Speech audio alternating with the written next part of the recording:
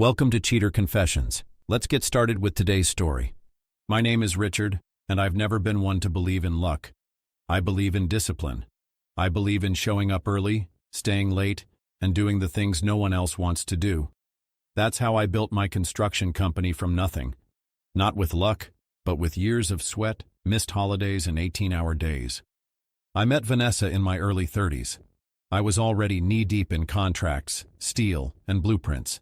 She was working as an interior designer. The first time we talked, I was covered in sawdust, and she was giving notes to one of my foremen about paint tones and tile textures.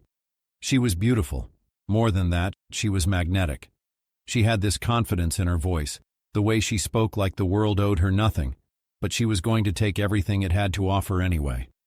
We started dating, and things moved fast. She said she loved how driven I was. I loved how she could walk into a room and make everyone stop talking just by smiling. Within 2 years we were married, and we bought a house just outside the city, a big place with a modern design. Vanessa picked out every piece of furniture, every fixture. It was her palace, and I was happy to give it to her. The business was booming. I had contracts lined up for the next 3 years, a strong team, and enough cash flow to make sure Vanessa never had to worry about a thing. We vacationed in Italy, bought her a Mercedes, and she launched her own online brand that I funded. I was proud of the life I'd built. But here's the thing about building something. It's not the building that's the hard part. It's keeping it from falling down. It started slow, like most storms do. A few late payments from clients. A legal issue with a subcontractor. Then the city passed a new regulation on high-rise safety that put half my projects on hold. Suddenly, deadlines slipped, penalties kicked in, and my bank account started bleeding. At first, I didn't panic. I thought, I've handled worse. I cut my own salary. I sold one of the company trucks. I held meetings late into the night trying to find solutions. But the truth was, we were heading into a hole faster than I could dig us out. I didn't tell Vanessa right away. She was planning a launch party for her brand, obsessed with finding the right venue and hiring influencers. I didn't want to drop a bomb in the middle of that. I kept working. Harder, longer, coming home late and leaving before sunrise. But the numbers weren't adding up. And the longer I waited, the worse it got. One night I came home and found her sitting on the couch with 2 shopping bags by her feet. "I got this coat from that boutique on 5th. They had the leather one I wanted," she said, holding it up like a trophy. It was a steal. I looked at her and felt something twist in my gut. "We need to talk," I said. She tilted her head, confused. "About what?" "We can't keep spending like this. The business is going through a rough patch." There was a beat of silence. Then she blinked. "Wait, what does that mean?" "It means we need to slow down. No more shopping sprees, no more expensive dinners. Just until I can stabilize things." She stared at me like I'd just spoken a foreign language. "So I'm supposed to just stop living?" "It's temporary, Vanessa. I'm not saying live like monks. Just help me hold things down for a while." She didn't say anything, just grabbed her coat and walked upstairs. The next few weeks were a blur. I was working every angle, trying to salvage contracts, negotiating with suppliers, even considering a merger. Vanessa, on the other hand, was living like she hadn't noticed a single thing had changed. She started dressing differently, flashier, tighter clothes. Not for me, for someone. I could tell. I'd come home late from the office and she'd be in full makeup, like she was coming back from a date, not a meeting. "Where were you?" I asked one night as she walked in just past midnight. "Dinner with a few people from the marketing team," she said, brushing past me and tossing her bag on the couch. "At midnight?" She didn't even blink. The food was slow. We were networking. Then she went upstairs and locked the bedroom door. She was never around anymore. And when she was either glued to her phone or pretending I didn't exist. The warmth was gone. The little things, her asking if I'd eaten, us watching late-night reruns together, her hands in mine, gone. And the lies weren't even good. She forgot what stories she told. One Thursday she said she was going to a branding event downtown.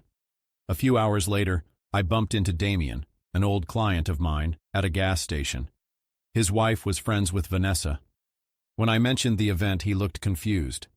"Branding event? Nah, man. Our wives had brunch earlier today. She said Vanessa left early to meet someone for drinks. Who? He shrugged.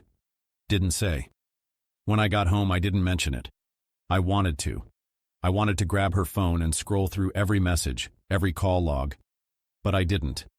Instead, I watched her sit on the balcony, sipping wine, staring off like she was already gone. The worst moment came one Saturday afternoon. I had just finished a call with my project manager when I heard her laugh. This flirty, soft laugh I hadn't heard in months. It was coming from the guest room. The door was half shut. I walked up and pushed it open. Vanessa was sitting on the bed, legs crossed, phone to her ear. Her smile vanished the moment she saw me. She hung up so fast it made my stomach twist. Who was that? I asked, standing in the doorway. She didn't even try to look surprised. Just Michelle. Then why hang up like that? She rolled her eyes. Because I knew you'd start with this again. With what? This interrogator tone, always assuming the worst. Maybe because you're acting like someone hiding something.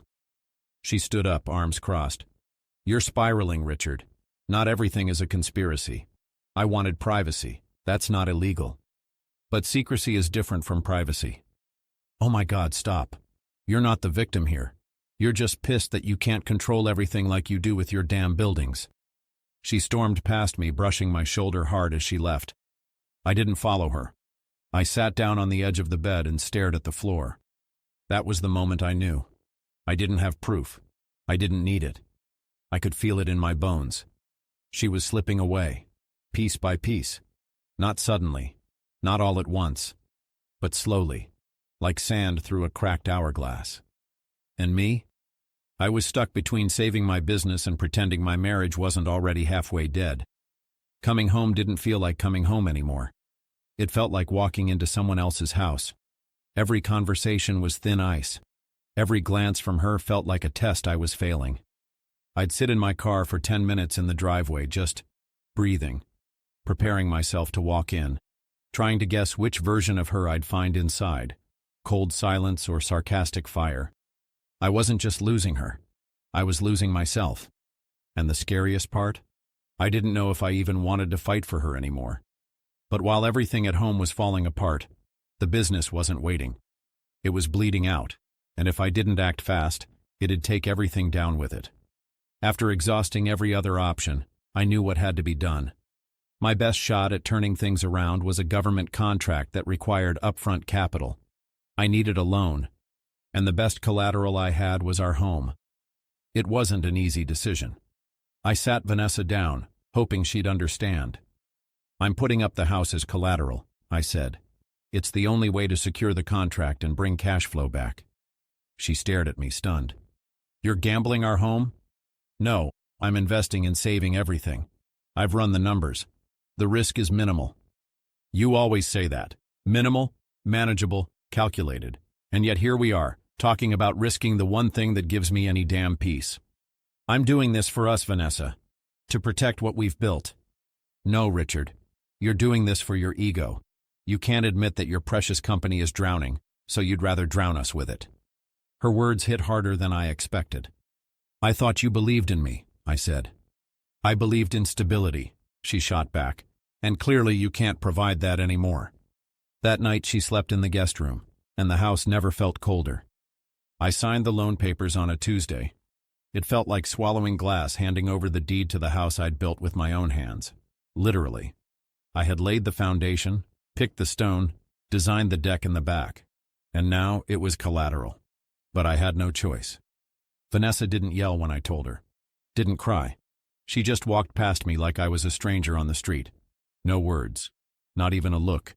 And that silence hit harder than any screaming match ever could.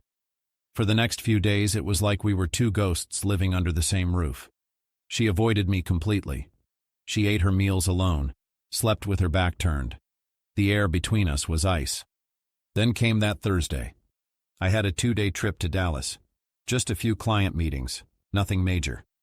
When I zipped up my overnight bag, I told her, I'll be back Saturday night. She didn't look up, just nodded, eyes still glued to her phone, her thumb scrolling mindlessly. Not even a safe travels. Nothing.